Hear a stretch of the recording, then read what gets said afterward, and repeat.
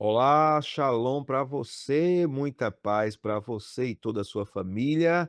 Sejam todos muito bem-vindos a mais uma aula da Escola da Bíblia, de volta às Escrituras. E nesta semana nós estamos acompanhando a porção Nassor, a segunda porção do livro de Números.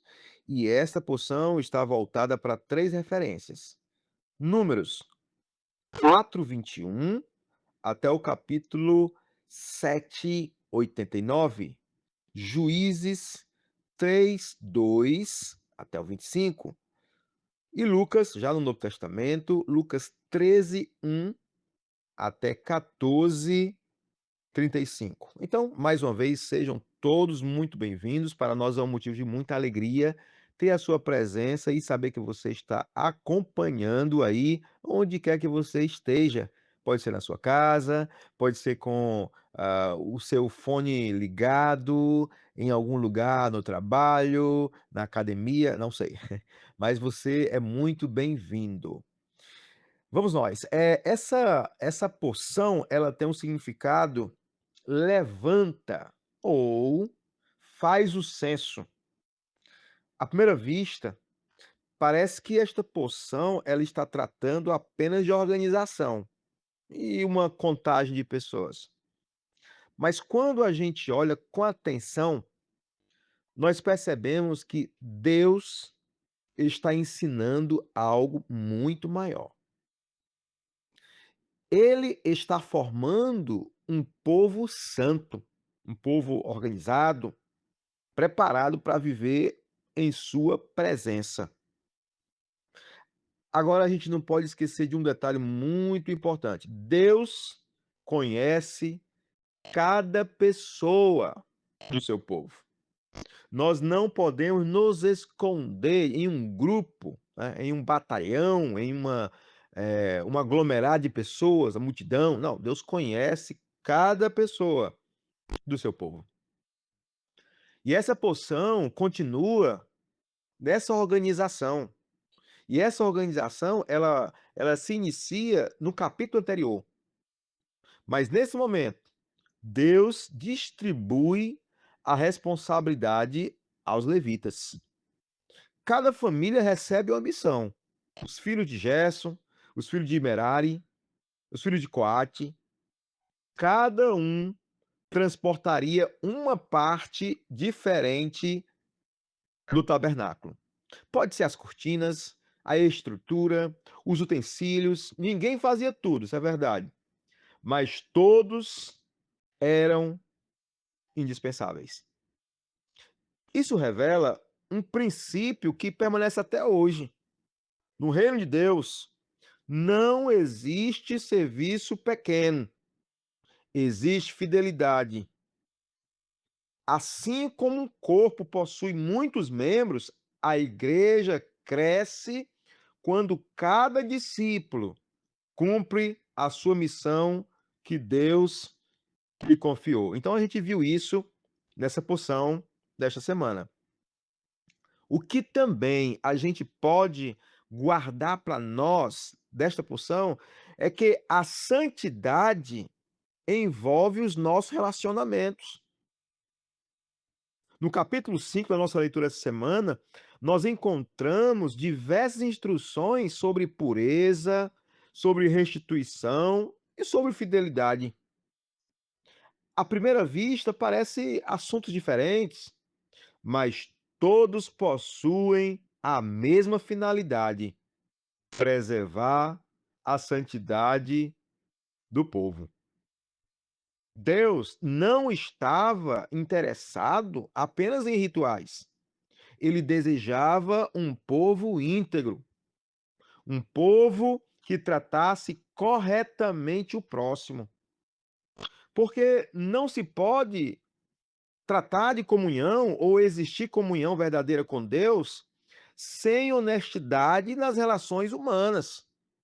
A nossa espiritualidade também se revela na maneira como nós tratamos as pessoas. E aí, na nossa leitura, a gente deu outros passos e a gente se depara com o voto do Nazireu. a gente encontra um dos textos mais conhecidos, o voto do nazireado. Era uma consagração voluntária. Homens e mulheres podiam separar um período da sua vida exclusivamente para Deus. E durante esse tempo, não bebiam vinho, não cortavam o cabelo, não tocavam em cadáveres. Eu estou lembrando nesse momento de Sansão, eu estou lembrando de Samuel, né? Eu estou lembrando também de Paulo, até Paulo, lá em Atos. Esses sinais lembravam que pertenciam inteiramente ao Senhor.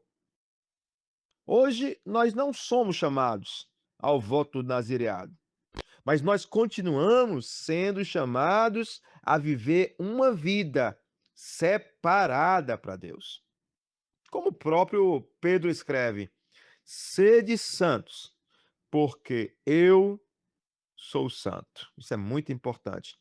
E nós caminhamos mais na leitura e chegamos à bênção sacerdotal. Nós chegamos talvez ao texto mais conhecido dessa porção. O Senhor te abençoe e te guarde. Essa bênção não é apenas um desejo, é uma declaração do caráter de Deus. Ele protege, ele concede graça, ele oferece a sua paz. A palavra hebraica shalom significa muito mais do que ausência de guerra. Significa plenitude, vida restaurada, comunhão, um relacionamento correto com Deus. Essa continua sendo uma das maiores promessas das Escrituras. E a gente continuou lendo as passagens e a gente viu sobre as ofertas dos líderes, você lembra? Então, o capítulo 7, ele costuma parecer repetitivo. Você percebeu isso na leitura?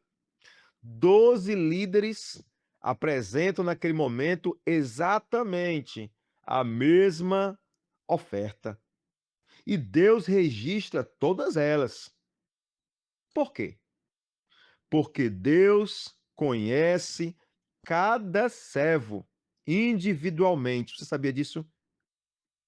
Embora as ofertas fossem iguais, cada líder teve o seu nome registrado. Isso nos ensina que Deus valoriza a fidelidade de cada pessoa. Nenhum serviço realizado para o Senhor passa despercebido. Quero lembrar também, nesse vídeo sobre a nossa porção da semana, sobre o nascimento de Sansão. Lá na leitura dos profetas, nós encontramos o anúncio do nascimento de Sansão. Antes mesmo de nascer, Deus já havia separado a sua vida para uma missão. Sansão seria nazireu desde o ventre. Isso nos lembra que Deus chama pessoas para cumprir os seus propósitos. Infelizmente, Sansão recebeu um grande chamado, mas nem sempre viveu de forma compatível com a sua consagração. O chamado precisa ser acompanhado de obediência. Muitos dizem: olha, eu tenho um chamado. Ah, fulano ou cicrano ou beltrano tem um chamado. Mas o chamado não pode ser separado da obediência. E já lá no Novo Testamento, Jesus chama ao arrependimento e ao discipulado. No Evangelho de Lucas, nós encontramos vários ensinamentos marcantes. A parábola da figueira estéril, a cura da mulher encurvada, a porta estreita, a parábola da grande ceia, o custo do discipulado. Então, Jesus mostra que participar do reino exige uma resposta. Não basta admirar Cristo, é preciso segui-lo. O reino é um convite, mas cada pessoa decide como responderá. E aí, para encerrar, essa porção termina com uma cena extraordinária. Depois que todas as ofertas são apresentadas, depois que o tabernáculo está preparado, Moisés entra na tenda da congregação e ali ele ouve a voz de Deus. Que imagem maravilhosa! Toda organização, toda santidade, todo serviço, toda dedicação tinha um único propósito. Qual era o propósito, Márcio? Levar o povo à presença do Senhor. Se eu pudesse resumir essa porção na SOR em uma única frase, seria esta: Deus não apenas chama pessoas para fazer parte do seu povo, ele prepara cada uma delas para servi-lo e viver em sua presença. O objetivo nunca foi apenas organizar um acampamento. O objetivo era formar um povo santo. Ao estudarmos na SOR, nós aprendemos que Deus continua fazendo o mesmo conosco. Ele conhece cada pessoa pelo nome.